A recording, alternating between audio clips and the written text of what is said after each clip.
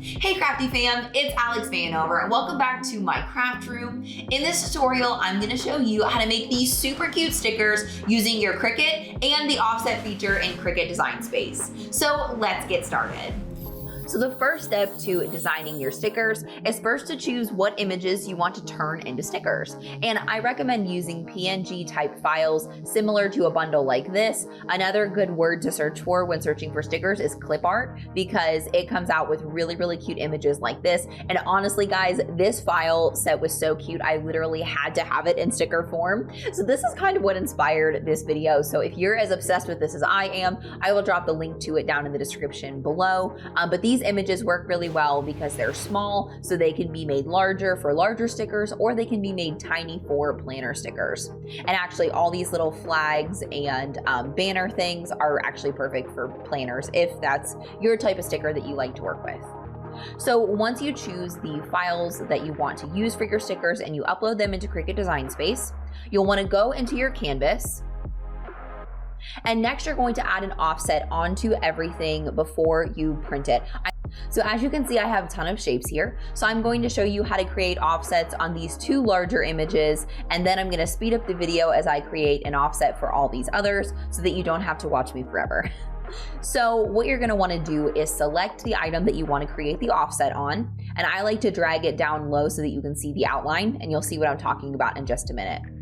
Then you're going to go up to the offset feature and click the drop down menu.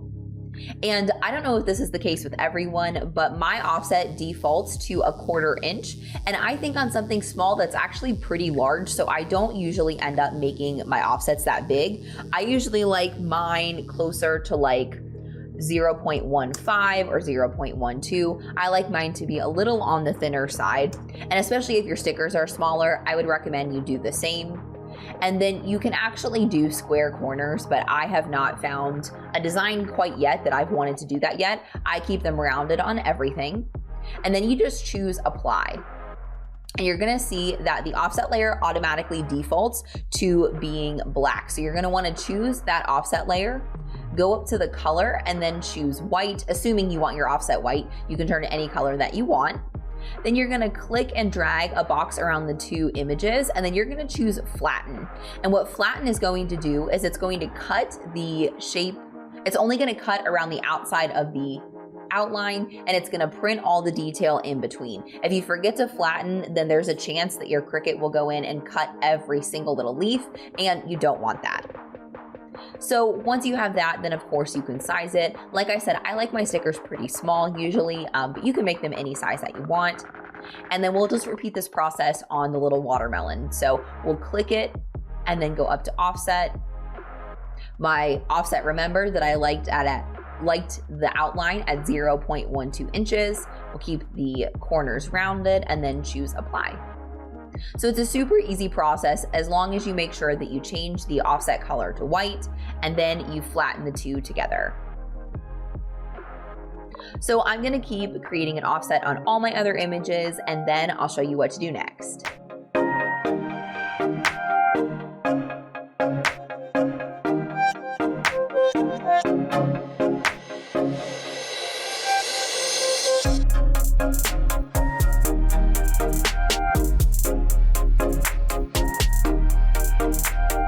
So once all of your stickers have an offset on them and they're all sized accordingly, next go to the Make It screen.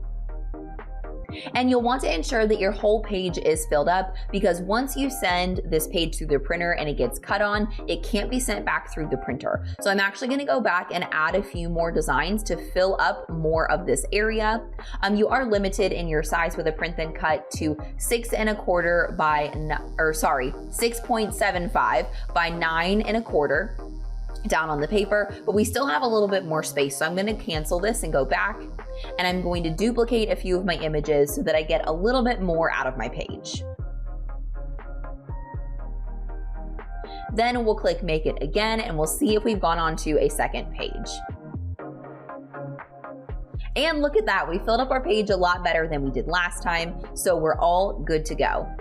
So next we're going to click continue, and next we're going to work on sending this over to the printer. But I did want to say, if you are new to print and cut projects and this is a little bit overwhelming for you, I am going to put my total comprehensive print and cut tutorial up in the corner of the screen, as well as in the description below, in case you need a little bit better of a foundation on print and cut projects, because I know it can be a little bit complicated. So check that out if you need it, but otherwise we're going to choose send to printer. And I'm actually going to turn the bleed off since I already have an offset around all of my stickers. I don't want a massive white outline, so I'm going to turn that part off. And then I always like to check the use system dialog box because it gives me more controls before I click print. So then I'm going to choose print. And next I can go into preferences. And so what that's going to allow me to do is change my paper type to the ultra premium photo paper glossy, because I am using some new printable vinyl that I will show you guys here in just a second, but it's very, very glossy, so I'm going to change that. And then I'm going to change the quality from standard to high because I just think it makes my stickers look a little bit better. So then I can click OK, and then once my printable vinyl is loaded into my printer, I'll come back here and click print.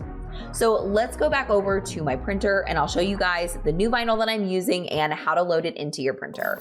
So I am trying some brand new printable vinyl labels from Neato Labels, and I am loving it so far, so that's why I wanted to make stickers using it in this case. So I'm going to be using the super glossy waterproof full sheet of vinyl labels. So whatever sticker paper you're using, you'll just want to load it into your paper tray. And I like to remove any other paper that I have in there in case I accidentally print a second copy. Then you'll want to place it in your paper tray so that however it comes across the rollers, it's going to print with the correct side up. Then when I close my paper tray, I need to change my paper type to match what I said on the computer. So I'm just going to scroll down until I find the ultra glossy setting, and then I'll confirm it and select OK. Then I'll go back to my printer and choose print.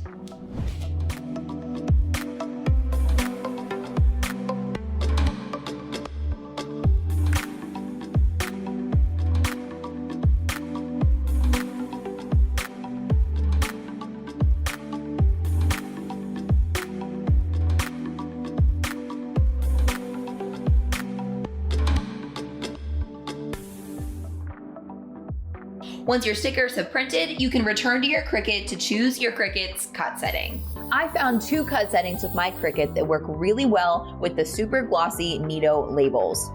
And if you just want your stickers cut out but you want them to stay on the sheet, then I recommend using the vinyl setting and then changing the pressure to less, because that worked really well for me. But of course you always want to do a test cut to see what works best on your machine.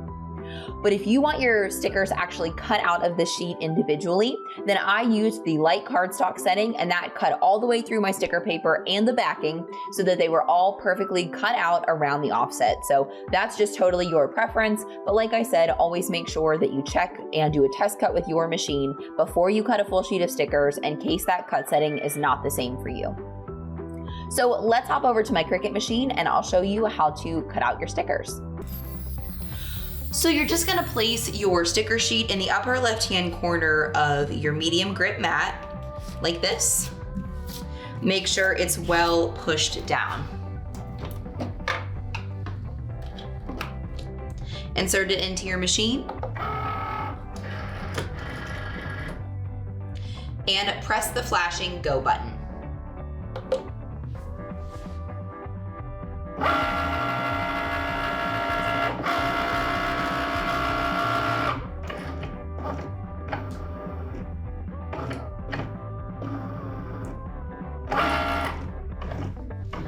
When the Cricut's little light is on like that, it's just reading the distance over to the registration marks. That just allows it to know where to cut.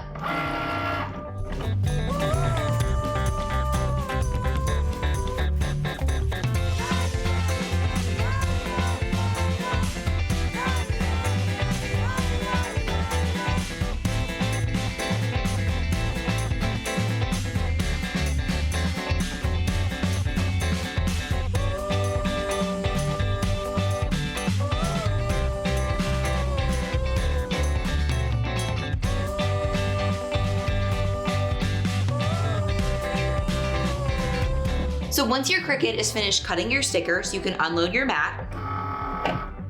And then if you used the light cardstock setting like I did, your sticker should be completely cut out of your sheet.